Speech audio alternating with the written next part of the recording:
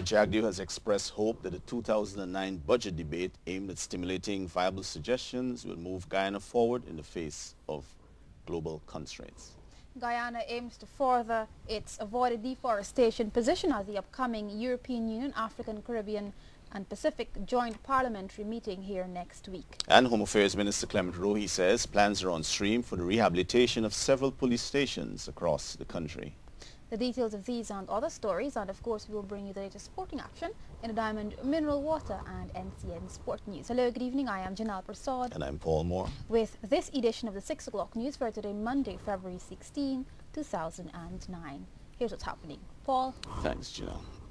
President Bar Jagdeo is hoping that the current budget debates stimulate viable suggestions which can help Guyana move forward in the face of global constraints. The head of state expressed his expectations at State House today.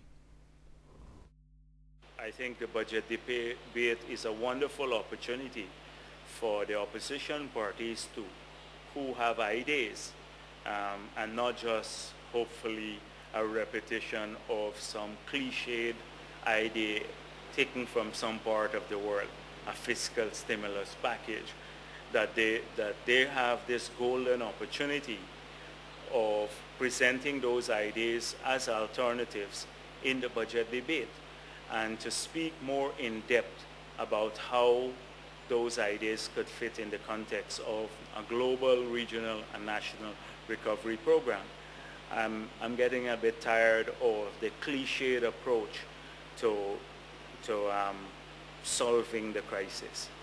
And therefore, I hope that all of these people who have such wonderful ideas, and I'm sure there are many out there, that, but particularly in the opposition, that they're not shy about raising these ideas in the budget debate.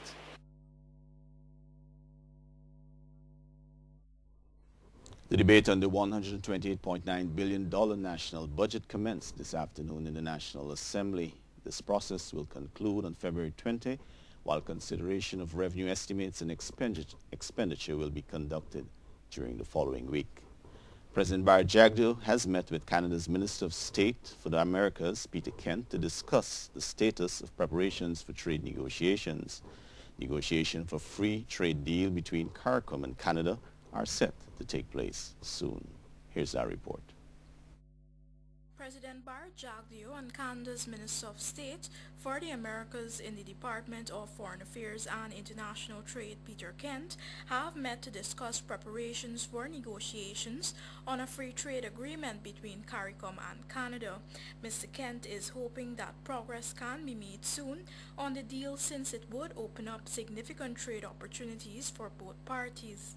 Well, we're hoping that it starts soon. We would like to see the first level of negotiation take place before the summit, and we would like to see progress soon because, of course, 2011 looms large as the end of the WTO exemption of the current agreement. So among other issues discussed were possible strategies to deal with the global financial crisis and the agenda for the upcoming trade talks. Meanwhile, President Bar Jagdeo has described these discussions as fruitful. He has also expressed concern about CARICOM's response to the current global scenario. CARICOM needs to rework its whole agenda. I'm very concerned that we keep trudging along in the same old fashion with the same old issues.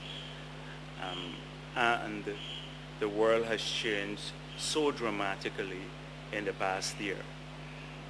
I think the meeting in Belize will be a very important one. The Guyanese leader believes that CARICOM needs to have a more relevant agenda to tackle the issues at hand. He adds that there is also need for a collective response to the global financial crisis since it can have negative implications for the region.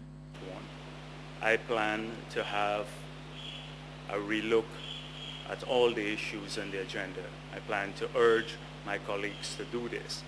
I think it's time that we refocus the regional development agenda. We re-examine the issues that are likely going to affect us achieving that agenda, and we take coordinated action to ensure that we achieve the outcome, the desired outcome. CARICOM leaders are expected to meet later this month in Belize to determine the way forward in relation to trade negotiations with Canada. Reporting for the 6 o'clock news, I'm Shardal Lal. Home Affairs Minister Clement Rohi says plans are on stream to refurbish several police stations across the country. Nicasia Logan has more in this report. Minister of Home Affairs Clement Rohi says a major facelift will be given to the New Amsterdam police station with assistance from an international agency. The central police station here at New Amsterdam is one of the stations that will benefit considerably from the Citizen Security Program, where it will be some remodeling done there with money from the IDB. Minister Rohi notes that government has also made provisions in this year's budget for other works. He estimates that this process should be completed by the end of the year. There are about 8 police stations that are in the budget for rehab work to be done.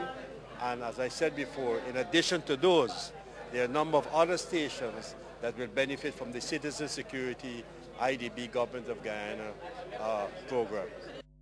Some $13.6 billion has been allocated for the enhancement of the security sector in this year's national budget. Nicasia Logan for the NCN 6 o'clock news. Guyana will be pushing its avoided deforestation position at the upcoming European Union, African, Caribbean and Pacific Joint Parliamentary Meeting to be held here. Foreign Affairs Minister Caroline Rodrigues-Burkett says the meeting comes at an opportune time when the world is hit by a number of crises. Edward Lane has been tracking this story. Foreign Affairs Minister Caroline Rodrigues-Burkett says the EU-ACP Joint Parliamentary Association meeting promises much with the CARIFORUM Economic Partnership Agreement's implementation tops the agenda. She noted, however, that apart from this, Guyana will be taking up to the delegation its climate change initiative as one of the issues.